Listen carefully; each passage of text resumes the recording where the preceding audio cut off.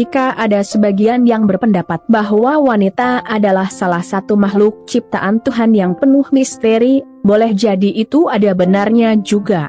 Pasalnya, di balik lemah lembutannya, tak jarang wanita bisa membuat pria, bahkan yang paling berkuasa sekalipun, bertekuk lutut kepadanya. Tengok saja kisah Raja Edward VIII dari Britania Raya yang bertekuk lutut pada Wallis Simpson.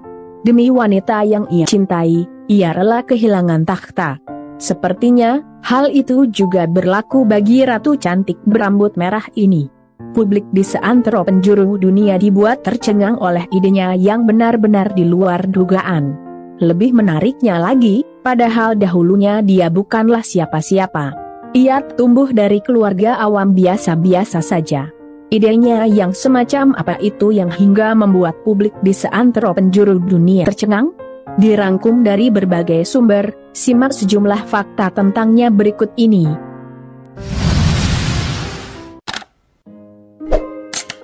Lahir pada 10 Mei 1978, oleh kedua orang tuanya, Haji Abdelhamid Benani dan Naima, ia diberi nama Lala Salma. Lahir dari kalangan keluarga awam biasa-biasa saja, Lala Salma sudah biasa hidup sederhana. Maklum, ayahnya hanya seorang guru, sedangkan ibunya hanya mengurus rumah tangga. Meski begitu, kecantikan Lala Salma sudah terlihat sejak lahir. Seperti diberitakan Merdeka yang mencuit situs Deti Royal, keluarganya terpukau oleh betapa menawannya Lala Salma saat lahir. Rambutnya pun merah menyala, ciri khas yang akan membuat dirinya mudah dikenali hingga beranjak dewasa. Barangkali, hanya dari rambutnya saja, ia bisa menjadi sosok yang terkenal.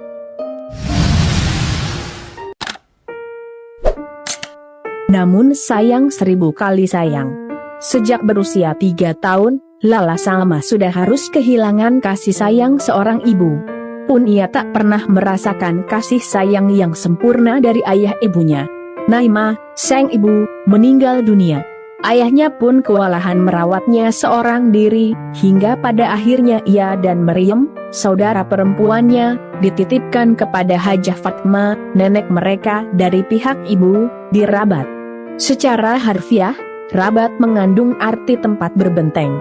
Bersinggungan langsung dengan Samudra Atlantik, kota dengan kepadatan penduduk kurang dari 1 juta jiwa ini menjadi ibu kota negara Maroko, sebuah negara monarki yang berada di benua Afrika bagian utara. Di Rabat, masih dari sumber yang sama, sang nenek merawat dan membiayai semua kebutuhan Lala Salma dari kanak-kanak hingga remaja. Rupanya, Hajah Fatma amat memperhatikan pendidikannya pula. Ia menyuruh Lala Salma belajar keras. Ketika beranjak remaja, gadis cantik berambut merah ini lantas diterima di Lycée Moulay Youssef, sebuah sekolah ternama ala Prancis di Rabat. Selama sekolah di sana, Lala Salma menjadi murid yang cukup menonjol. Bukan cuma karena pintar, sosoknya juga disukai banyak orang lantaran pandai bergaul dan tidak memilah-milah kawan.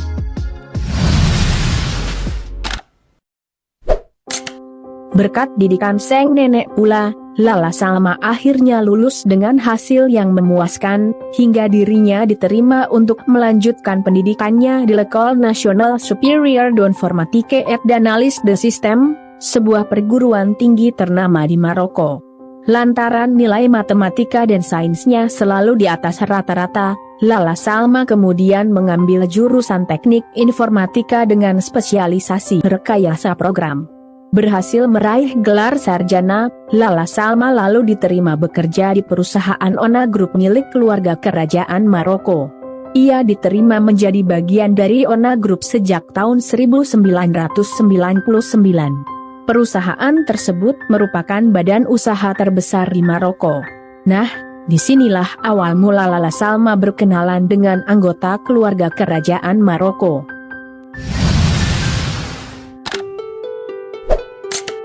Bak ketiban durian runtuh, sang putra mahkota kerajaan Maroko jatuh cinta padanya sejak pandangan pertama. Siapa lagi kalau bukan Pangeran Muhammad, putra Raja Hasan II dari Maroko.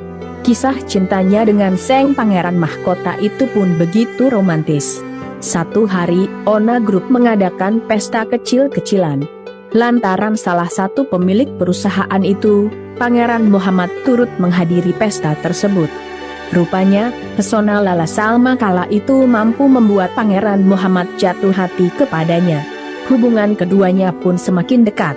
Walau tak memiliki keturunan ningrat, nyatanya Lala Salma bisa dengan mudah mendapatkan restu dari keluarga kerajaan. Boleh jadi, itu karena kepribadian Lala Salma yang memang menarik. Hingga pada tahun 2001, Raja Hasan II merestui niat Pangeran Muhammad untuk menikah Lala Salma. Dan keduanya pun menikah pada 12 Oktober 2001.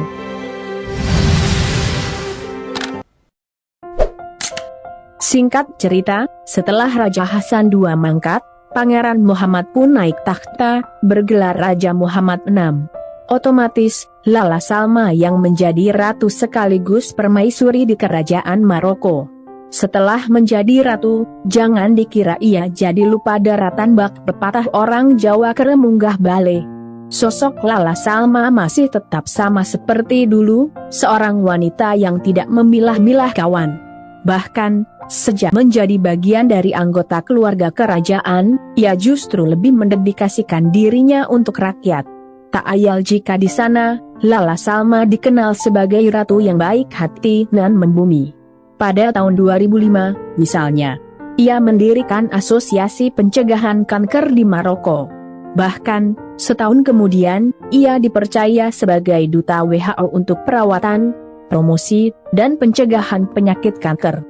Di samping itu, Ratu berambut merah bak nyala api ini juga aktif mensosialisasikan bahaya HIV/AIDS dan pencegahannya di benua Afrika.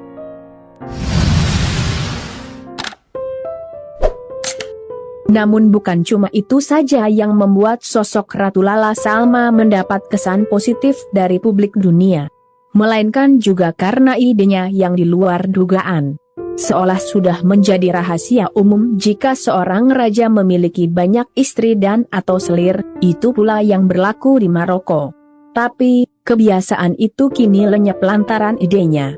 Bagaimana masyarakat bisa mencapai kemajuan sementara perempuan yang mewakili setengah negara melihat hak mereka dilanggar dan menderita karena ketidakadilan, kekerasan, dan marginalisasi, kata Lala Salma, seperti dikutip Pokezon dari laman MVSLIM.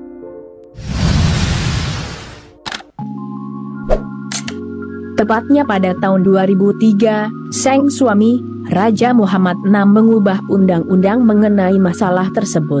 Perlu Anda ketahui, masih dari sumber yang sama, sebelum ada perubahan undang-undang, perempuan di Maroko biasa diperlakukan sebagai anak-anak yang sah tanpa hak, tidak ada kesempatan untuk berbicara dalam perjanjian pernikahan, dan akses cerai yang terbatas. Hal inilah yang dianggap sang ratu sebagai bentuk ketidakadilan dan sudah sepatutnya diubah.